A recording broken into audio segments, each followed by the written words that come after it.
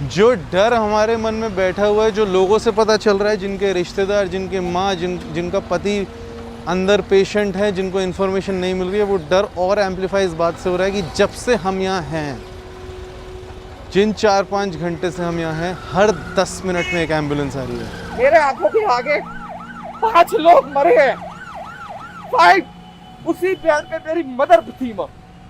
यहाँ 3 लोग मरे हैं। एक एम्बुलेंस के अंदर जब शिफ्टिंग होती है, जब आपको एक हॉस्पिटल से दूसरे हॉस्पिटल में भेजा जाता है, वहां पर एक एम्बुलेंस के अंदर 8-8 मरीज लाए जा रहे हैं और साथ में उनके पेरेंट्स को बिठाया जा रहा है, जो बेचारे उनके साथ आए हुए हैं। उनका क्या कसूर है? आप देख रहे हैं मेरे साथ, एक बार फिर पूछता है भारत। देशवासियों, पाकिस्तान आज सुबह से जो झूठ बोल रहा है ना, अब मैं उसको बेनकाब करने जा रहा हूं।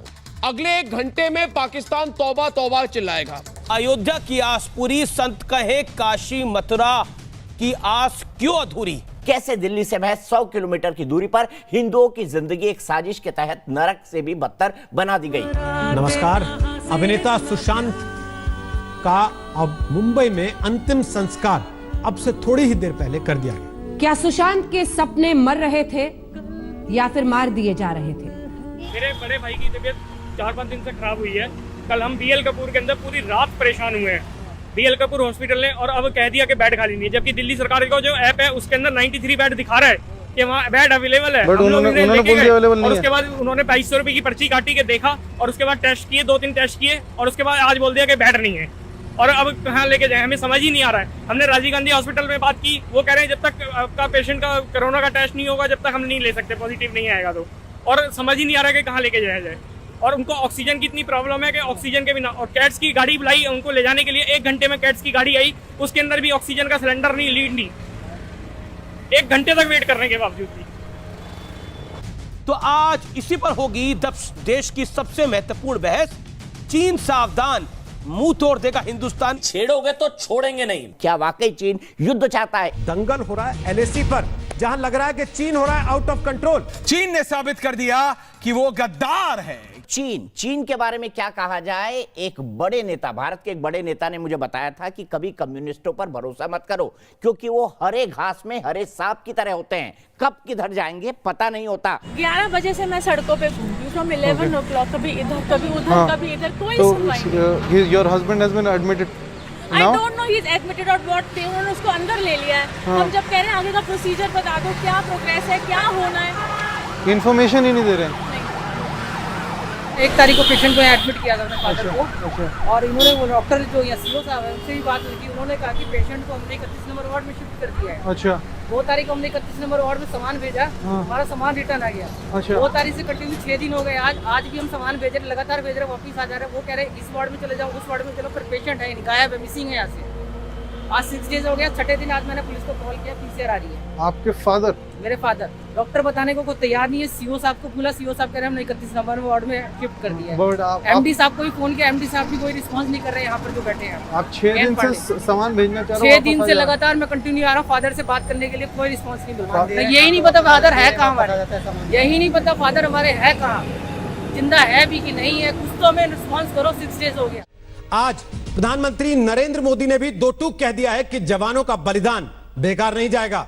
बलिदान व्यर्थ नहीं जाएगा, व्यर्थ नहीं जाएगा बलिदान, जवानों का बलिदान व्यर्थ नहीं जाएगा। ड्रैगन पर होगा प्रहार। चीन के ड्रैगन के सामने क्रोधित मुद्रा में भगवान श्री राम हैं और वो धनुष और बाण के साथ ड्रैगन का वध करने की तैयारी कर रहे हैं। तो देश की बहस में आज बात हो रही है बायकॉट चाइनीज माल, और हम ये भी कह रहे हैं मैं भी सैनिक, हमको वॉलेट से लड़ना है, अपने पर्स से लड़ना है चाइना के खिलाफ। 4 तारीख को उन्होंने बोला था कि बेटा यहाँ कोई फैसिलिटी नहीं मिल रही है, मुझे प्राइवेट हॉस्पिटल में आप व्यवस्था करो। उसके बाद फिर मैंने साकेत में बात करी, साकेत में भी बोला गया कि भाई हमारे यहाँ भी बेड नहीं है, वेटिंग चल रही है, लेकिन आप अपना रिक्वेस्ट लिखवा सकते हो। तो वो बोल रहे हैं कि हमारे पास 2 बजे आपको कंफर्म होगा, लेकिन 10 दिन का रखने का चार्ज जो है 4 से 5 लाख रुपया है, और वेंटिलेटर वगैरह लगाना पड़े तो 10 लाख रुपए का खर्चा है। 10 दिन का? हाँ, 10 दिन का उनकी ये स्टेटमेंट थी। फिर भी मैंने कहा कि ठीक है कोई बात नहीं, आप बेड का इंतजाम कीजिए, मैं मतलब पैसे का इंतजाम करता हूँ।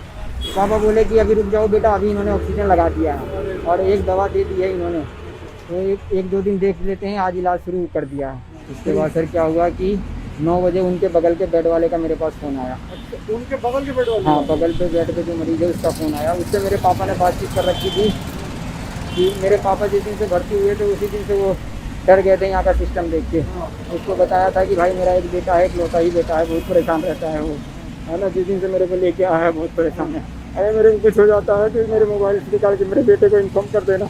ये बगल वाले जो पेशेंट है उनका स्टेटमेंट बता रहा हूँ सर मैं। उन्होंने बोला कि 7 बजे वो खा के जैसे ही उठे गिर गए, वो चक्कर आया या जो भी हुआ ये नहीं पता, गिर गए। गिरने के बाद उसने खुद उस पेशेंट ने किसी और की सहायता से उठा के उनको बेड पे रखा और वो जैसे ही गिरे उसके बाद वो बेड पे गए तो बोलने लगे कि अब मैं नहीं बचूंगा, मेरे को ऑक्सीजन लगाओ। तो बगल वाला पेशेंट 4-5 बार चिल्ला के गया कि भाई फलाना बेड वाले को ऑक्सीजन लगा दो, ऑक्सीजन लगा दो, वेंटिलेटर लगा दो। लेकिन सर कोई अटेंडेंट नहीं आया, कोई अटेंडेंट नहीं आया सर। कह रहा मैं 10 बार चिल्लाया लेकिन कोई नहीं आया। 4 बार मैं बाहर भी जाके आवाज़ देता रहा लेकिन कोई नहीं आया।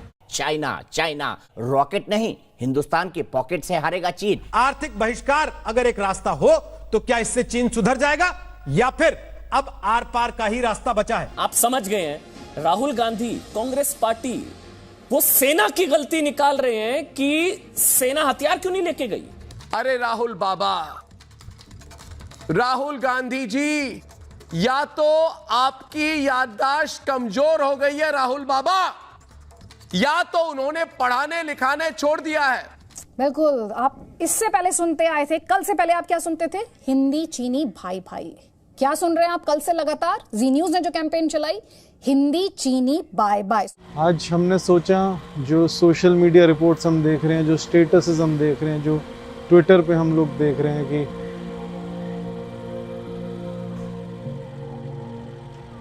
बेसिकली कोलैप्स है, मतलब मेडिकल इंफ्रास्ट्रक्चर के कोलैप्स की जो हम बात कर रहे थे कि वो होगा जब केसेस बढ़ेंगे, जब इंडिया और कंट्रीज को ओवरटेक करेगा, वो ऑन ग्राउंड दिखना शुरू हो गया है। जिसके साथ बीत रही है उसको समझ आ रहा है कि ये सच में सीरियसनेस है और इसकी सीरियसनेस बढ़ती जा रही है। कड़ा मैसेज एक चीन को, हल्के में ना ले भारत को। चीन का गुरूर करो चूर चूर। चीन भारत का सबसे बड़ा दुश्मन है और चीन से हमको सावधान रहना चाहिए। राहुल बाबा और अंतोनिया माइनो सेना से सवाल करते हैं लेकिन गद्दार से नहीं। जी हाँ, तो कांग्रेस के लिए सारी गलती सेना की, सेना की गलती, सेना की गलती, सेना की गलती है। आज इसी पर होगी देश की सबसे बड़ी बहस, सरहद संभाले या सियासत। जब मीडिया का सिस्टम कोलैप्स कर जाता है तो लोकतंत्र में बोलने का, उसके जरिए सरकारों को आगाह करने का सिस्टम ध्वस्त हो जाता है।